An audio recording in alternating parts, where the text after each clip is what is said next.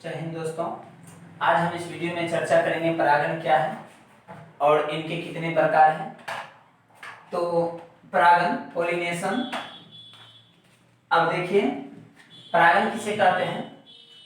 तो जब एक पुष्प का परागकण किसी दूसरे पुष्प के वर्तिकाग्र पर किसी भी माध्यम के द्वारा पहुंचता है तो यह प्रक्रिया परागण कहलाती है। यानी पहुंचना क्या कहलाई? परागण कहलाई। अब परागण तो कहलाएगी, लेकिन माध्यम क्या होगा?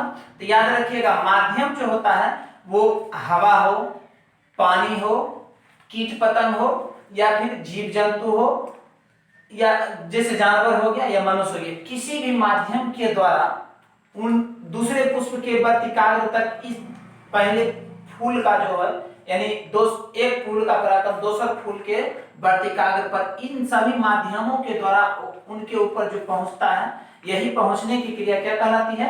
परागण कहलाती है। परागण को दो भागों में बांटा गया।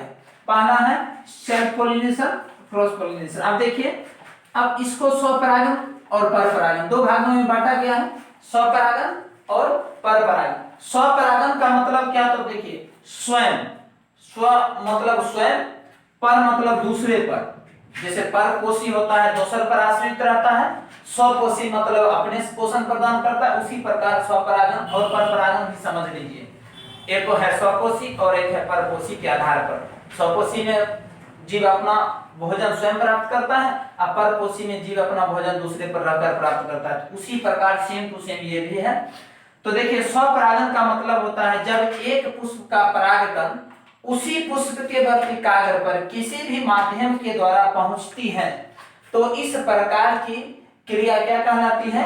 स्वपरागण कहलाती है। अब जैसे मकई देख लीजिए, गेहूं देख लीजिए, सूर्यमुखी देख लीजिए, इन सभी में जो होती है परागण की क्रिया में क्या होता है, उनका जो परागकण झरता है और उसी पुष्प के वर्तिकाग्र पर पड़ जाता है। अगर हम उदाहरण ले तो यह क्रिया जो होती है हमेशा द्विलिंगी पादप में होती है। याद रखिए, स्वपरागण की जो प्रक्रिया हमेशा किस पादप में होगी? द्विलिंगी पादप में होगी। जो पौधा द्विलिंगी होगी उसी पादप में स्वपरागण की क्रिया होगी। अगर जो पौधा द्विलिंगी नहीं होगा तो उसमें स्वपरागण की क्रिया नहीं होगी। ये बात याद रखिएगा। स्वपरागण की क्रिया किसमें होती है? तो द्विलिंगी पादप में। तो चलिए, इसमें अगर उदाहरण ले ले, सपोज दैट एक मकई का पौधा ले लीजिए। उदाहरण में मकई का पौधा देखिएगा, ऊपर में जो उसका फूल निकलता है उसके फूल के ऊपर जीरा के समान उसका परागकण व्यवस्थित रहता है, और उनका जो बाली निकलता है और बाली के ऊपर वह परागकण झड़ के गिरता है, तभी उसमें दाना होगा, नहीं तो दाना नहीं होता है। तो याद रखिएगा, तो उसमें परागण की क्रिया होता है तभी तो बीज का निर्माण होगा। तो परागण होवे नहीं करेगा तो बीज का निर्माण कैसे होगा? तो उसी का जो फूल होता है उसमें जीरा के समान वो परागकण ही व्यवस्थित रहता है। वो परागकण जो होता है उसके बाली के ऊपर पड़ता है, जिसके फलस्वरूप उसमें निषेचन की क्रिया होती है और निषेचन के बाद उसमें बीज का निर्माण होता है। अगर कोई मकई का जो पौधा जन्म लिया और उसमें जो बाली ऊपर का फूल जो निकलता है उनके ऊपर शीर्ष भाग में, अगर उसको बाली में परागण क्रिया से पहले अगर तोड़ दे तो उसमें देखिएगा उस बाली के अंदर जो दाना निर्माण नहीं हो पाएगा। क्यों? क्योंकि उसमें निषेचन की क्रिया होगा ही नहीं, तो फिर दाना का निर्माण कैसे होगा? तो अब वैसे में इसके जो माध्यम कैसे कैसे होता है उसमें और अधिक उदाहरण लेकर के हम चर्चा करेंगे, किसमें किस प्रकार कौन जीव किसमें परागण की क्रिया करती है नहीं करती है, उसमें ज्यादा इसका चर्चा करेंगे। तो इतना बात तो समझ में आ गया, स्वपरागण किसे कहते हैं। अब देखिए, परपरागण क्या होता है। परपरागण का मतलब होता है क्या कि यह इसमें जो फूल होगा या पौधा होगा निषेचन के लिए दोसर पर आश्रित रहता है, लेकिन ये बेचारा दोसर पर आश्रित नहीं रहता है। एकरा अपन ई जखनीय परिपक्व होता है, अपने निषेचन की क्रिया करने की क्षमता रखता है, अपने ऊपर परागकण अपने ऊपर डाल लेता है। तो ई केकरो दोसर के ऊपर आश्रित नहीं रहता है। अब चलिए, आप लोग भी केकरो दोसर के ऊपर आश्रित नहीं रहिएगा किसी भी कार्य के लिए। चलिए, जो भी कार्य होगा अपने कीजिएगा। अब देखिए, परपरागण का क्या होता है। तो जखनी दोसर पर आश्रित रहिएगा तखनी काम गड़बड़ हो जाता है। तो अब गड़बड़ हो जाता है, अब वही गड़बड़ इसके साथ हो जाता है। अब देखिए, इसका गड़बड़ नहीं होता है।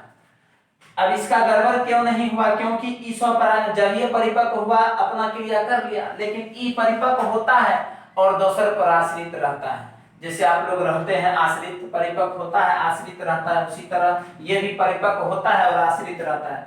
अब तो समझ गए होंगे आप लोग। चलिए अब क्या आश्रित रहता है, आप लोग भी रहते हैं और ई भी बेचारा देखिए आश्रित रहता है। इसमें क्या होता है कि इनमें यह एक लिंगी पादप में होता है, ये बात तो 100% है, यह एक लिंगी पादप में होता है।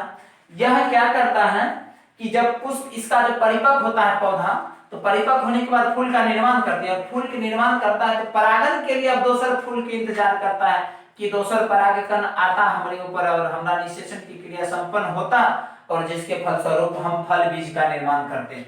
इसमें क्या होता है, जब एक पुष्प का परागकण, अब इसमें क्या होता है, एक पुष्प का परागकण उसी जाति के दूसरे पुष्प पर, इसमें क्या होता है, उसी जाति के दूसरे पुष्प के ऊपर किसी माध्यम के द्वारा अगर पहुंचता है तो वह प्रक्रिया क्या कहलाती है, पर परागण कहलाती है। तो इसमें क्या होता है, अब जे जाति का फूल है, अब वही जाति के फूल का जो परागकण दोसर पौधा पर, अगर जब तक वह जाति दोसर पौधा जो होगा उसके ऊपर इसका परागकण अगर जाएगा या उसका परागकण इसके वर्तिकाग्र के ऊपर आएगा, तब ये इसका निषेचन की क्रिया होगा, अर्थात अगर नहीं आया तो बेचारा निषेचन की क्रिया नहीं कर पाएगा, अनहिते को अनहिते रह जाएगा। आप सोचिए, परिपक्व हुआ, दोसर पर आश्रित हुआ, अगर हो गया तो ठीक है, नहीं हुआ तो जैसे कि तैसे परे रहेगा, कुछ दिन बाद आयु समाप्त हो जाएगा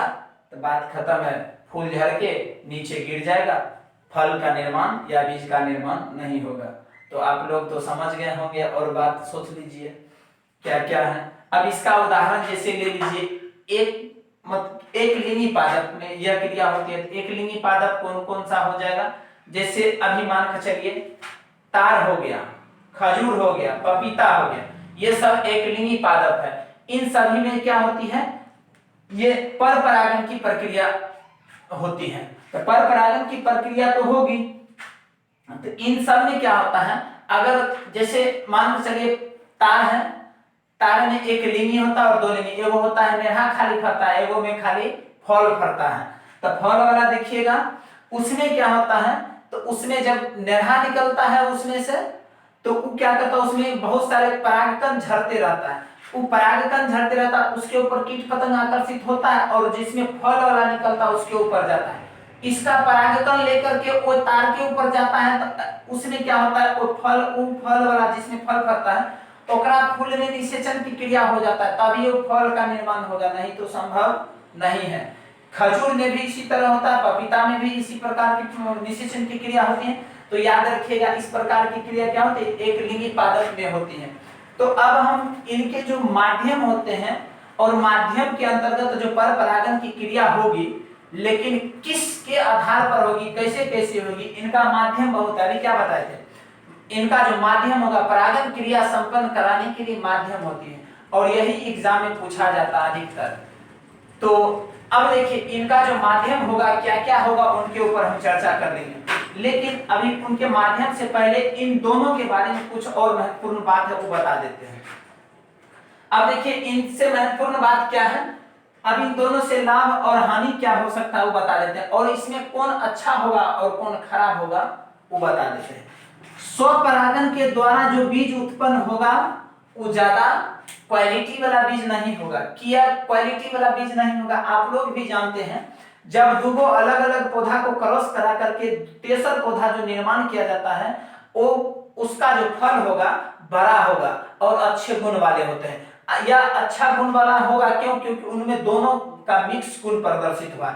जैसे लैंगिक और अलैंगिक पढ़े थे, लैंगिक में क्या होता है कि बच्चा अपने माता पिता से भिन्न होता है, लेकिन अलैंगिक में क्या होता है, समान गुण वाला होता है। किया क्योंकि ओकरा में एक गुण प्रदर्शित हुआ, इसीलिए।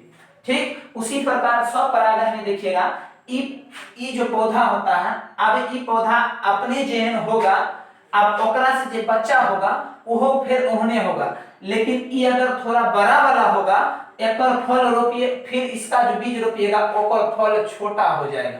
जैसे अभी आम मान लीजिए, आम कोई खा लेते हैं और उसका जो गुठली होता है अगर हम उसको रोप देते हैं, तो गुठली रोपने के बाद क्या होता है, उसमें जो फल फरता है वो देखिएगा जितना बड़ा, जिस आम का जो गुठली रोपे उसमें जो आम फरेगा उसका फल बड़ा होगा, लेकिन जो गुठली वाला रोप दिए हैं उसमें छोटा हो जाएगा, आकृति आकार और सब कुछ में उसमें परिवर्तन आ जाएगा। इसमें हम कह सकते हैं इसमें संकर बीज का निर्माण हो सकता है। जब हम क्रॉस करा सकते हैं तो संकर बीज का निर्माण होगा, किससे? पर परागण के द्वारा। क्योंकि एकरा से जो होगा इसमें खराबो अगर फूल होगा ना, अब बढ़िया बीज अगर आ गया परागकण, तो वो परागकण अगर बढ़िया अगर आ गया तो इसका जो फल होगा या बीज होगा वो बढ़िया हो जाएगा। अब देखिएगा शादी ब्याह होता है तो उसमें अगर कोई काला रहता है और कोई गोरा रहता है, तो काला गोरा अगर मिक्स हो जाता है तो उसमें जो उससे जो तीसरा प्रोडक्ट प्राप्त होता है, न काला होता है न गोरा होता है, वो क्या होता है? मिक्स में हो जाता है, या फिर खूब व्हाइट गोरा हो जाएगा, लेकिन या फिर मीडियम में होता है। जरूरी नहीं है कि वो खूब काला हो सकता है, गोरा हो सकता है, क्योंकि मिक्स हो जाता है। इसमें क्या होता है वो मतलब हम कह सकते हैं कि वो दोनों मिक्स से होता है, उसमें क्या होता है उसमें उस दोनों का गुण मिश्रित हो जाता है। तो इसमें दोनों का गुण मिश्रित हो जाएगा तो उससे भिन्न होगा, लेकिन एकरा में तो कुछ नहीं होगा। अगर ये काला है तो जन्म अगले बीज भी काले होगा, नहीं समझे? उसी तरह क्योंकि यह एक कैसे होता है, यह मतलब इनका जो बीज होता है, इसके बीज आकृति आकार में परिवर्तन आ सकता है, लेकिन एकरा में ई विकास की परिवर्तन में अधिक वृद्धि होगा, लेकिन एकरा में कम होगा। तो ई जो है, अब इसके द्वारा संकर बीज का निर्माण नहीं किया जा सकता, लेकिन इसके बीज के द्वारा संकर बीज का निर्माण किया जा सकता है। इसमें अब देखिए इसमें परागण की क्रिया जो है, ई जब परिपक्व होता है तो परागण की क्रिया इसमें आसानी से हो जाता है, लेकिन एकरा में आसानी से नहीं होता। किया नहीं होता है, ई दोसर पराश्रित रहता है, लेकिन ई दोसर पराश्रित नहीं रहता है। एकरा जखनी जरूरी होता है, दोनों चीज एकरा में मौजूदे रहता है, तो ई केकरो दोसर पराश्रित नहीं रहता है। इसमें क्या होता है कि स्वपरागण का पुष्प देखिएगा ज्यादा चमकीला और आकर्षित नहीं होता है। इसका जो फूल होगा वो ज्यादा चमकीला और आकर्षित नहीं होगा। क्यों नहीं होगा? चमकीला और आकर्षित कौन होता है? जिसको दूसरे को लुभाना होता है वही ना चमकीला और आकर्षित बनेगा। चमकीला और आकर्षित समझ गए होंगे आप लोग भी। यह जो है अधिक चमकीला और आकर्षित होता है, ठीक? क्यों? क्योंकि इसको जो है दोसर का अपना और खींचना होता है। कीट पतंग अपना और जब खींचेगा नहीं तो फिर इसका निषेचन की क्रिया नहीं होगा, यानी परागण की क्रिया नहीं होगा। इसीलिए अधिक चमकीला होता है और खुशबूदार भी होता है, याद रखिएगा। लेकिन एकरा तो कोनो जरूरी है नहीं, और जब एकरा कुछ जरूरी है न, ये ज्यादा न चमकीला होता है न खुशबूदार होता है। अब क्या होता है, अब देखिएगा अगर इसके द्वारा जो है, इस पॉइंट में तो अभी जो बताया चमकीला और ई बिना चमकीला होता है, खुशबूदारी होता है, तो समझ गए आप लोग भी। सोच लीजिए क्या क्या हो सकता है। अब यहाँ चलिए आ जाते हैं इसके ऊपर फिर से अगला पॉइंट में। इसके द्वारा जैसे बीज को अगर हम बार बार इसके बीज को बार बार रोपिएगा ना, तो ऊपर बीज मतलब पौधा दुर्बल जाति का हो जाएगा, मतलब क्या कमजोर हो जाएगा, बीज बहुत छोटा बनेगा, फल फूल खराब होना शुरू हो जाएगा। लेकिन इसमें ऐसा नहीं होता, इसमें दो प्रजाति को मिक्स करके बनाया जाता है, दो पौधे को। आई खातिर एकर जो गुण होगा ना, ये बेहतर होते जाएगा। हर हमेशा क्या होगा, ये बेहतर होते जाएगा, क्योंकि यह दो के संयोग से मिलता है, लेकिन ये सिंगल से बनता है, इसीलिए यह गुण प्रदर्शित नहीं होता है इसमें। लेकिन यह बेहतर गुण प्रदर्शित करता है और यह दुर्बल गुण प्रदर्शित करता है। ये सब इसका महत्वपूर्ण बात था। इनसे और इनसे क्या मतलब होता है ये सब बताए थे। यह शुद्धता होती है, मतलब एकरा में शुद्ध एक गुण प्रदर्शित है, एकरा में दोनों को गुण प्रदर्शित होगा। आई बात समझ में? तो ये सब इसके लिए महत्वपूर्ण बात थी। अब हम अगले क्लास में परागण जो होती है और परागण किस किस माध्यम से होती है, कौन कौन से पुष्प में किस माध्यम से हो सकती है, जो एग्जाम के लिए इंपॉर्टेंट है और पूछा भी जाता है। ये जरूरी नहीं है कि 12वीं के एग्जाम में पूछा जाए, ये जितने भी एग्जाम होते हैं इनसे संबंधित प्रश्न, चाहे 10वीं का हो या कंपटीशन का हो, सब में इससे प्रश्न आती है। मतलब यह कह सकते इस टॉपिक से जितने भी इस टॉपिक से प्रश्न सभी प्रकार के एग्जाम में पूछ देते हैं। तो हम अगले क्लास जो होंगे उसमें हम परागण किस माध्यम से संपन्न होता है, उन सभी संपन्न के बारे मतलब उन सभी क्रियाओं के बारे में और जानेंगे, और किस पुष्प में कैसे होता है वो सब भी जानेंगे कि तो इनका जो अगला क्लास होगी उसमें। थैंक यू, फिर मिलते हैं अगले क्लास में।